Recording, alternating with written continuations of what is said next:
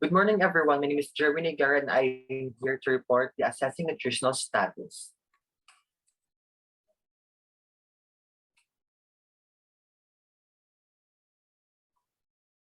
First and foremost, we have the nutrition. We all know that nutrition refers to the complex processes by which nutrients are ingested, digested, absorbed, transported, used, and excreted. For an adequate nutrition, essential nutrients, including carbohydrates, proteins, fats, vitamins, minerals, and water, must be ingested in appropriate amounts. These carbohydrates are referred to as either simple or complex depending on their chemical structure. We have the simple carbohydrates and the complex carbohydrates. For simple carbohydrates, such as found in fruit juice, are sugars with a simple structure that raises the blood glucose level and can be converted quickly into energy. The complex carbohydrates, such as a whole grains, are starches that more slowly converted into energy that can also be used as an energy source. We have the protein. Protein are important in a healthy diet, which is essential for normal growth and development. Proteins are made up of amino acids and stored in muscles, skins, bones, blood, cartilage, and the lymph tissues. Like carbohydrates, this protein can be broken down for energy, but protein is less efficient form of energy production.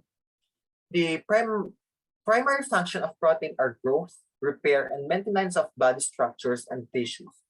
Protein are also necessary for the following. It is necessary for making hormones such as insulin, act as enzymes for chemical reactions such as digestions, found in food as plasma protein, also known as albumin, to maintain fluid and electrolyte balance, maintain normal pH balance, help to transport oxygens and lipids through the circulatory system. Function in the immune system to protect from disease and infection and assist with clotting from Springhouse 2006. The fats. This is the important part of a healthy and well-balanced diet. Fat are stored in adipose cells and are classified as triglycerides, which makes up 95% of fat in food, phospholipids, and sterols. Ingested fats are saturated, originating from animal sources or tropical oils, and solid at room temperature, or unsaturated, originating from plant sources, and soft to or liquid at room temperature. These fats has a function. It includes providing concentrated energy, which is the double fat that proteins and carbohydrates, aiding in absorbing fat soluble vitamins like vitamin A, D, E, and K, supplying essential fatty acids for healthy skin, insulating skin and nerve fibers, protecting internal organs, and last, lubricating skin to slow water loss. We have the cholesterol. This cholesterol is a fat-like substance that a liver produces. It is also found in animal food sources such as meats, and yolks, and dairy products. A high level of cholesterol can lead to heart attacks and strokes. However, this cholesterol is important to normally body functions. And we have the vitamins. We all know that an adequate vitamin intake is a part of nutritionally sound diet because vitamins are required for energy to be released from carbohydrates, protein, and fats. Additionally, they are necessary for the formation of red blood cells, hormones, and genetic materials for a proper functioning nervous systems. For your information, vitamins are also categorized as either fat soluble and water soluble. These vitamins can be found across the major food groups.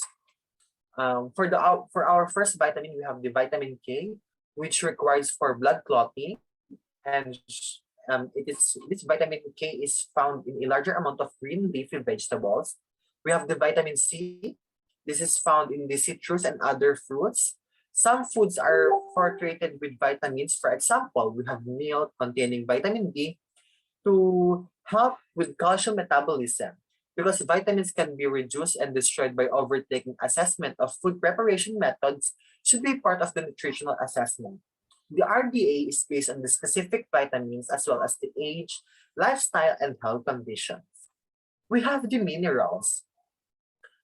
Minerals are essential in promoting growth and maintaining health. They can be found in all body fluids and tissues. These minerals' functions vary and depend on the particular mineral. In general, the best sources of minerals are in unrefined and unprocessed foods and can be found in all major food groups. These minerals can also categorize either major or trace minerals. For example, the calcium, potassium, and sodium are major minerals, whereas fluoride, iron, and zinc are trace minerals. Like vitamins, the RDA depends on the specific minerals and age, lifestyle, and health condition of the individual. We have the water. The water need the body needs a continuous intake of water. That's why we need to take 8 to 12 glasses of water a day. It is one of our most basic nutritional needs. Water accounts for 50% to 80% of the body weight, varying based on the age and percentage of the body fat.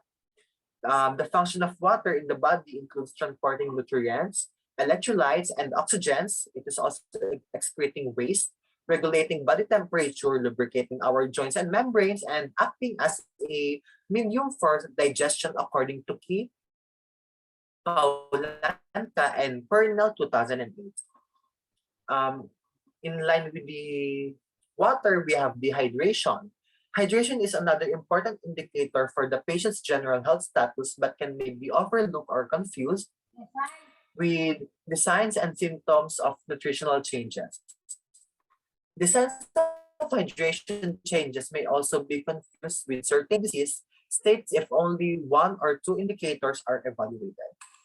In line with hydration, the nurse needs to look for clusters of signs and symptoms that may indicate changes in hydration status. Inadequate hydration can be affected by various situations in all ages group. Some examples in adults includes exposure to excessive high environmental temperature, inability to access adequate fluids, especially water. For example, clients who are unconscious, confused, or physically or mentally disabled. Excessive intake of alcohol or another diuretic fluids like coffee, sugar-rich, and caffeine-rich carbonated soft drinks. People with impaired thirst mechanism, people taking diuretic medication, diabetic lines with severe hyperglycemia, and the people with high fevers. We have the nutritional problems. In nutritional problems, nutritional assessment is crucial due to the serious health problems resulting from unhealthy eating habits, inappropriate food choices, and ability that plague Americans. Numerous diet-related chronic disorders and cardiovascular disease, we have the malnutrition. Certain disease disorders or lifestyle behaviors can be placed at clients at risk for under malnutrition, or malnutrition can be exacerbate and facilitate disease process disease processes. For the following is the selected list of risk factors: lower socioeconomic status, making nutrition food unaffordable. Next is the lifestyle for long work hours and obtaining one or more meals from a fast food chain or vending machine. Poor food choices by children, teens, and adults, including fatty or fried meat, particularly with fat diets, to meet perceived societal norms for weight and appearance. Limited access of sufficient food regardless of SES, which is the socioeconomic status, such as being physically unable to shop, cook, and feed herself. Illness or trauma that increase clients' nutritional needs dramatically, but the most interfered with the ability to ingest adequate nourishment, like extensive burns. The clinical signs and symptoms of malnutrition are often confused with those of the other disease or condition. In addition, the signs and symptoms may not be manifested until the malnutrition is profound. The nurse needs to collect as much as data as possible, specifically the clients who are at risk for malnutrition or show some early clinical signs of malnutrition. Um, it is it is important to evaluate all of the information in context to avoid making judgments based on the one or two isolated signs of symptoms. Always remember, clients with acquired immune deficiency syndromes, which is the also what we call the AIDS, are another vulnerable population that often experiences malnutrition. Nutrient malabsorption may result from medications, diarrhea or infections, and poor oral intake enhances the client's malnourishment. Nutritional assessment is crucial in providing the clients an appropriate nutritional intervention. With Since we have a malnutrition, we have the overnutrition. This overnutrition increased calorie consumption, especially for food at high fat sugar, with decreased energy expenditure has led to the near epidemic obesity. This obesity is defined as the excessive body fat in relation to lean body mass.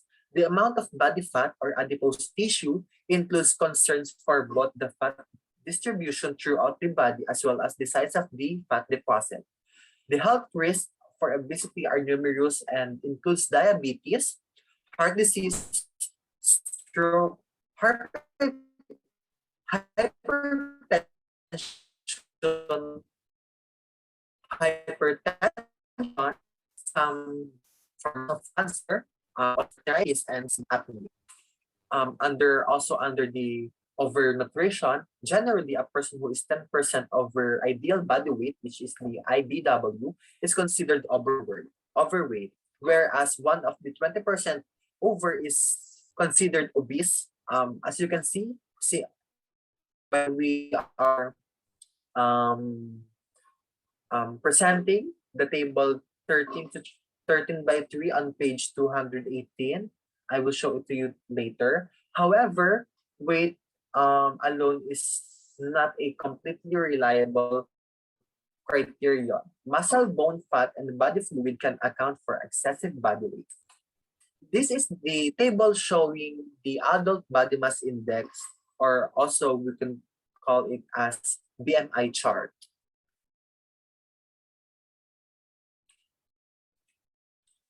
Dehydration. Dehydration can have a serious damaging effects on the body cells and the of body functions because the thirst mechanism is poorly developed in humans. Dehydration develop unnoticed in normal people under diverse conditions. Often, a person may experience a sense of thirst only after the dangerous excess of deficit of various serum electrolyte level has occurred.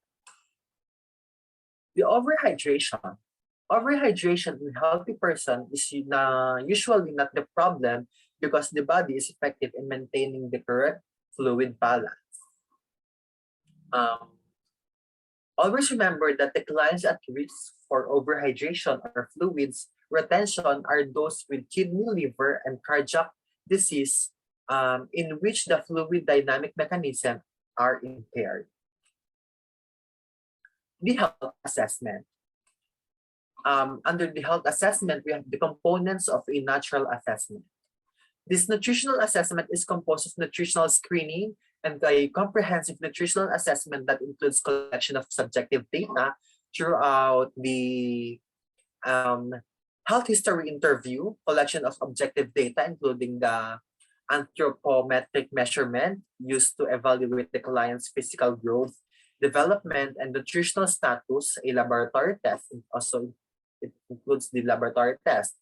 The nurse works closely with the registered dietitian, RD, through consultation and collaboration to evaluate nutritional status and identify the client's needing instructions or nutritional support for us to be able to do the assessing of the client's nutritional status. Nutritional screening tools. Using a 24-hour food recall is an efficient and easy method of identifying a client's intake. However, this tool can only be used with a person who is able to remember all types and quantities of foods and beverages ingested in a 24-hour period. This illustration of a 24-hour food recall is provided in assessment tool.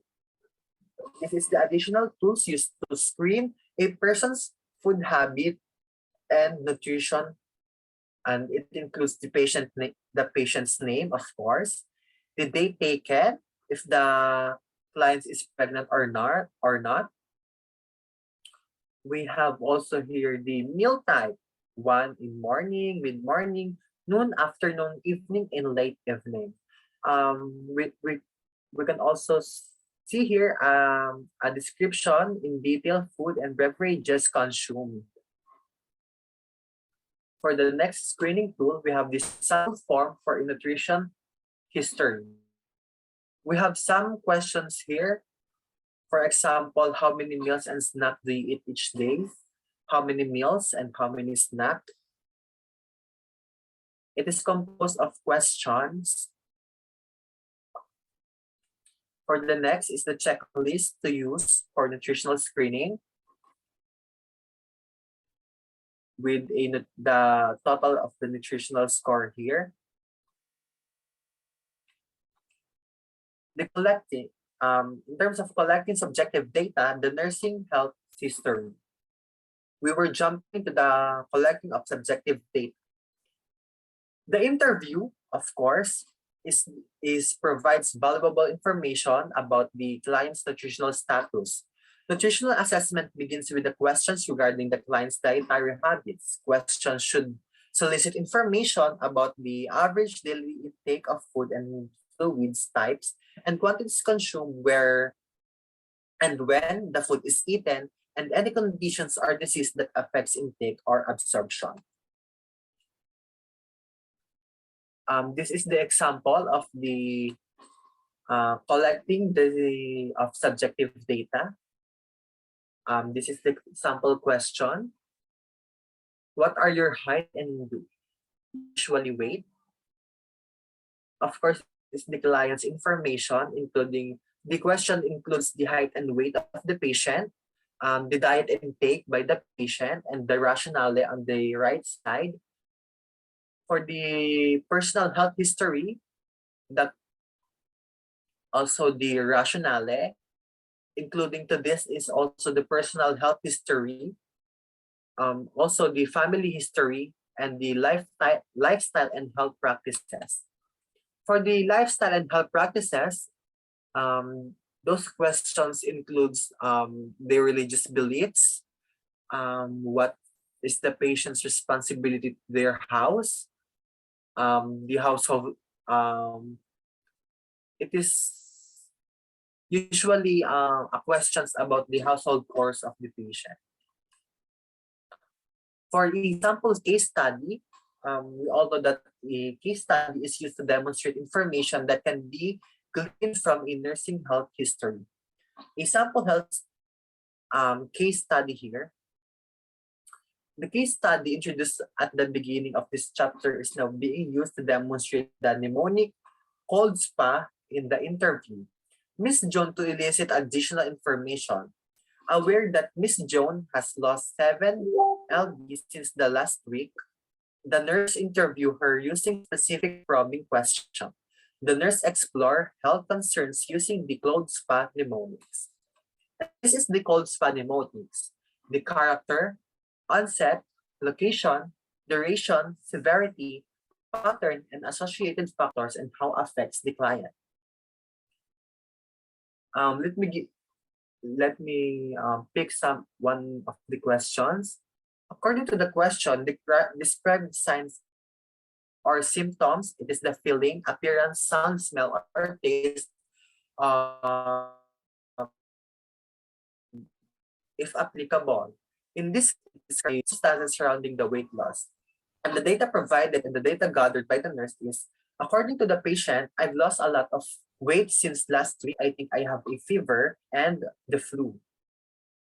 I just don't feel like I'm eating because I'm so nauseous and have a vomiting a few times.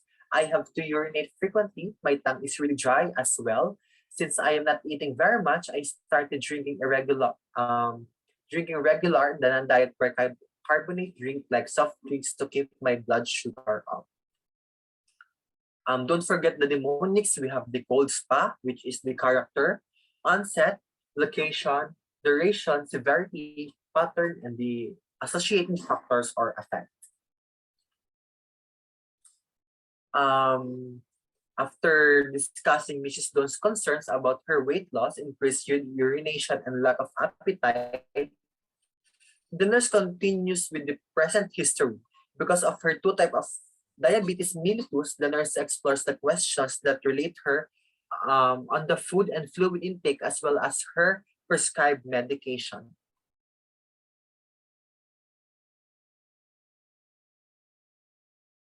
Take some time to read this sample case study. For the collecting of objective data,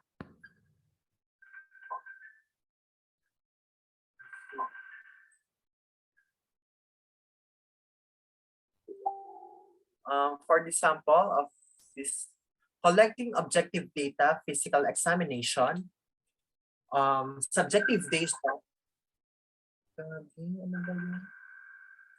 the subjective data physical examination,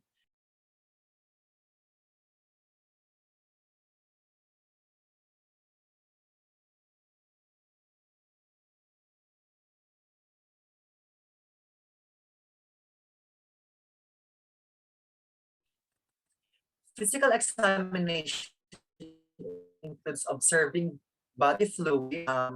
Physical examination includes observing body build, measuring weight and height, taking anthropometric measurements, and assessing hydration. Preparing the clients after the interview, ask the client to put on the examination gown. The client should be in a comfortable sitting position on the examination table.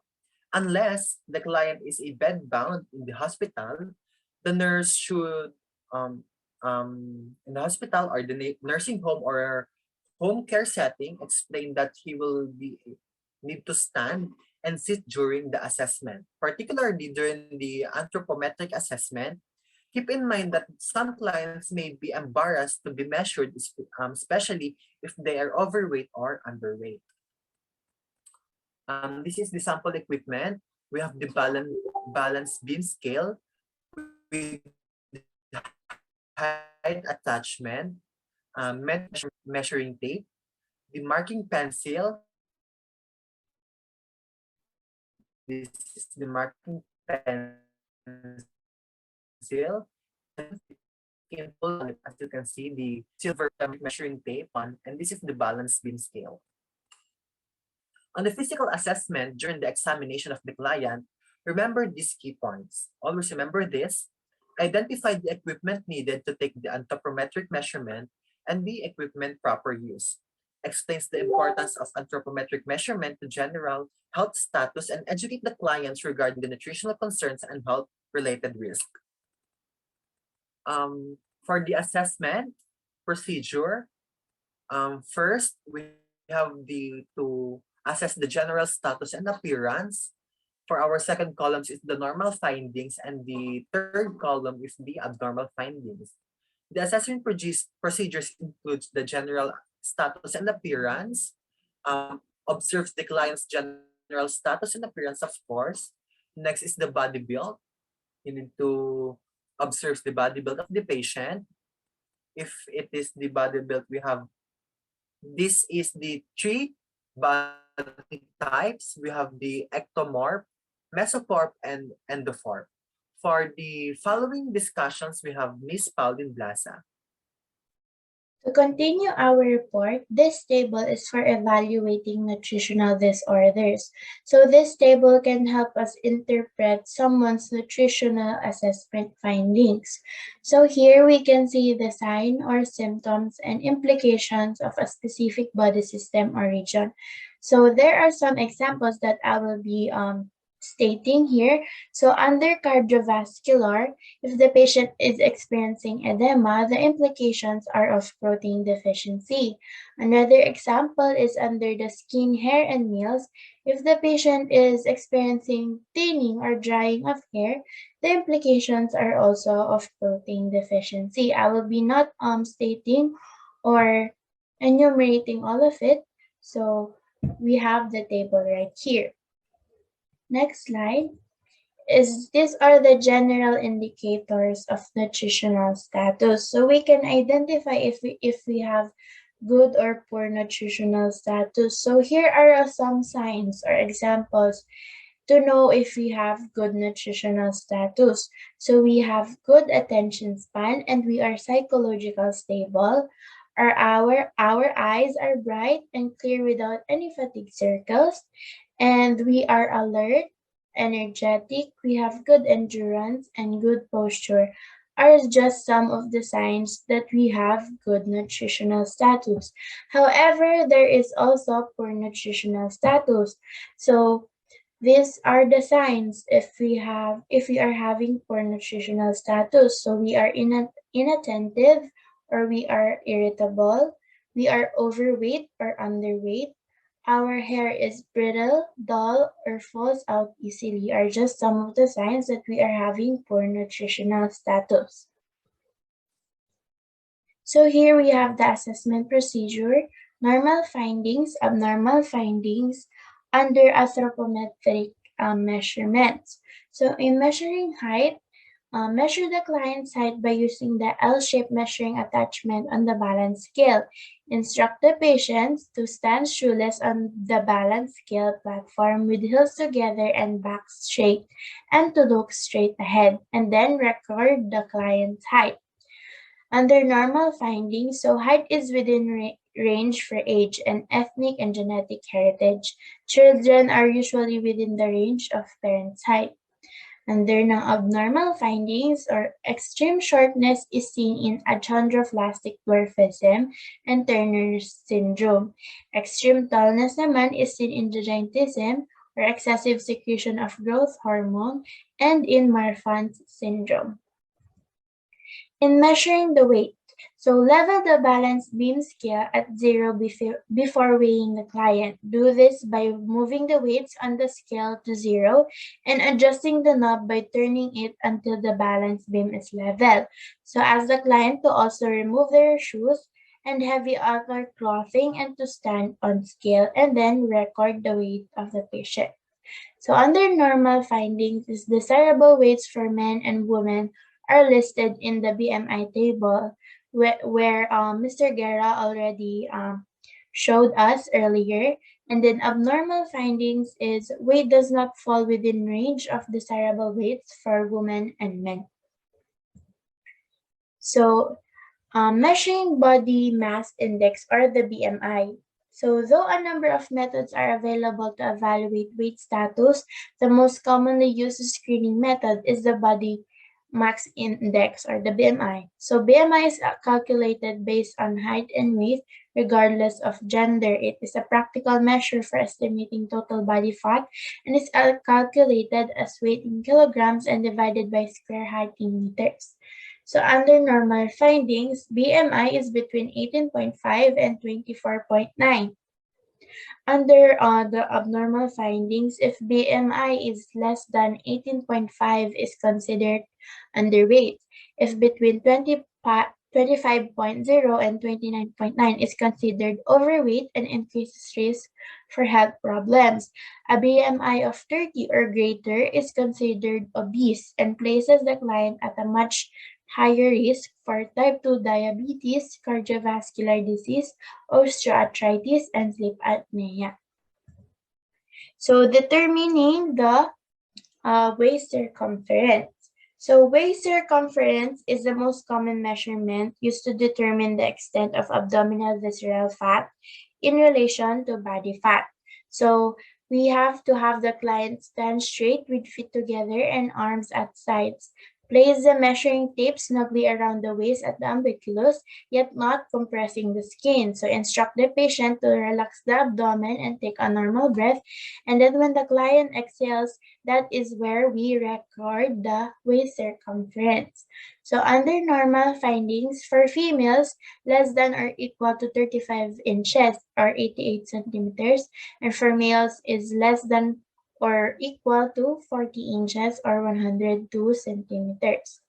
Under abnormal findings, it is where if a patient has greater than 35 inches and if a male is greater than 40 inches.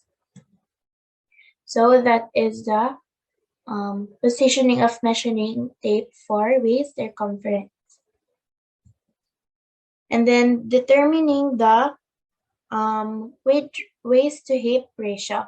After measuring the client's waist circumference, measure the hip circumference at the largest area of the buttocks. To obtain the ratio, divide the waist measurement by the hip measurement.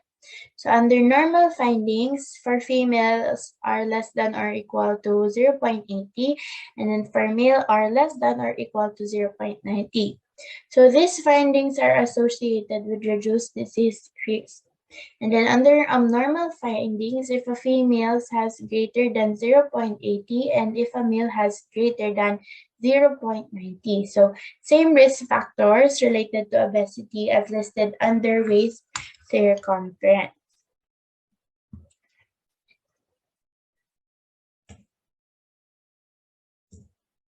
So here is the measurement of mid-arm circumference.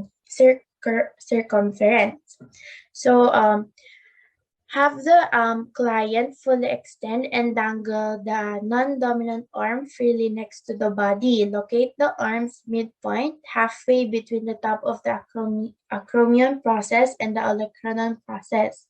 Mark the midpoint and measure the MAC, holding the tape measure firmly around but not pitching the arm. So record the measurement in centimeters. So MAC evaluates skeletal muscle mass and fat source. So a more accurate measurement can be obtained from the suprailiac region of the abdomen or the subscapular area. So under normal findings, compare the client's current mid-arm circumference to prior measurements and compare to the standard mid-arm circumference measurements for the client's age and sex. So the standard reference is 29.3 centimeters for men and 28.5 centimeters for women. Under abnormal findings, measurements less than 90% of the standard reference are in the category of moderately malnourished. Okay, so that is example on how to measure the mid-arm circumference. Then next is measuring the triceps skin fold and thickness. So take the TSF measurement to evaluate the degree of subcutaneous fat stores. Instruct the client to stand and hang the non-dominant arm freely. Grasp the skin fold and subcutaneous fat between the thumb and forefinger midway between the acromion process and the tip of the elbow. Pull the skin away from the muscle, asking the patient to flex his or her arm, and then apply the calipers. Repeat it three times and average the 3 measurements. And then record the measurements in millimeters. Under normal findings, compare the client's current measurement to the past measurements. And then the standard reference is 13.5 millimeters for men and 16.5 millimeters for women. So that is the standard reference of the mid-arm circumference. And then next is calculating the mid-arm muscle circumference. So to determine skeletal muscle reserves or the amount of lean body mass and evaluate malnourishment in clients, calculate the mid-arm muscle circumference using this formula. And then under Normal findings compare the client's current measurement and the past measurement. So the standard reference is 25.3 centimeters for men and 23.2 centimeters for women. Next is measuring intake and output in inpatient settings. So measure all fluids taken in by oral and parental routes through irrigation tubes as medications in solution and through tube feedings. So under normal findings, intake and output are closely balanced over 72 hours when insensible loss is included. Under abnormal findings is imbalances in either direction such as impaired organ function and fluid overload or inability to compensate for losses resulting in dehydration. So here is take blood pressure with the client lying, sitting, and standing position. Palpate the radial pulse, count the client respirations, and take the client's temperature. So under normal findings, there are no orthostatic changes. Blood pressure and pulse rate remain within normal range for client's activity level and status. So here is if the abnormal findings, if the blood pressure registers lower than usual or drops more than 20 from lying to standing position, thereby indicating fluid volume deficit, especially if the pulse rate is also elevated. So this is the standard reference for the triceps skin fold thickness. So here are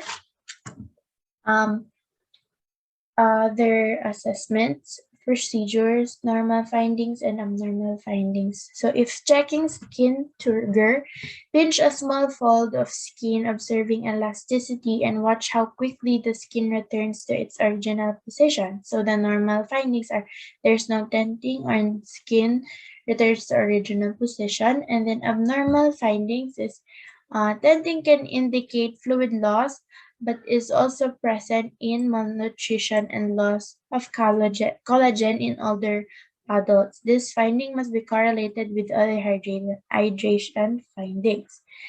Next is we're checking for pitting edema. So the normal findings is there is no edema present, and then abnormal findings is pitting edema is a sign of fluid retention, especially in cardiac and renal diseases. Next is for observing the skin for moisture. So normal is that the skin is not excessively dry, and abnormal is abnormally dry and flaky skin.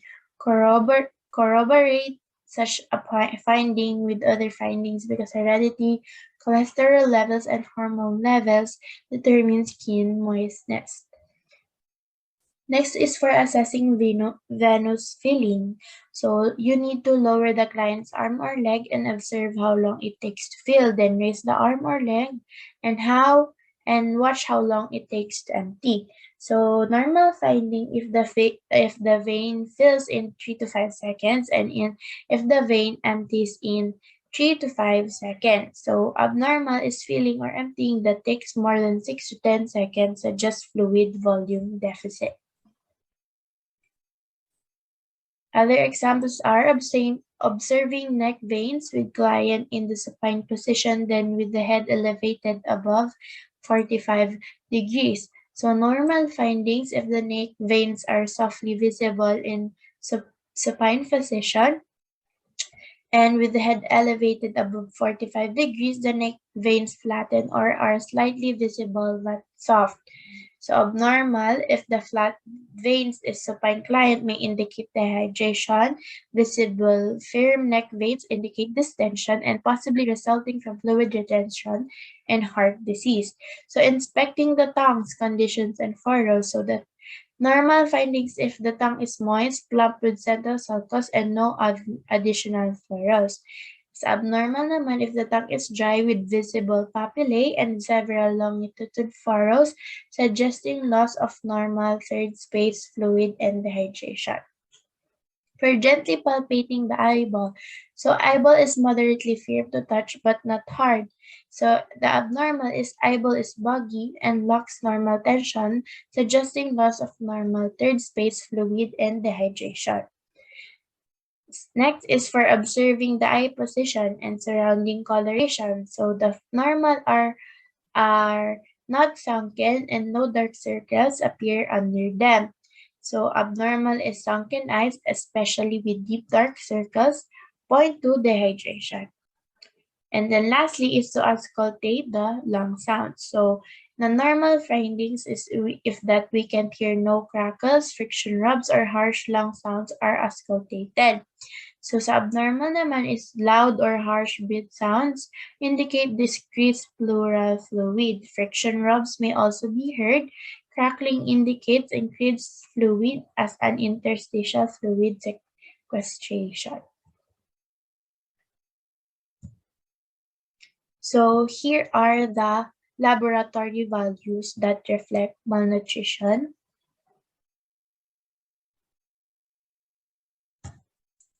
And then lastly, there are selected nursing diagnosis. So the following is a list of selected nursing diagnosis, health promotion risk or actual that you may observe when analyzing data collected for a nutritional assessment. So health promotion diagnosis, risk diagnosis, actual diagnosis.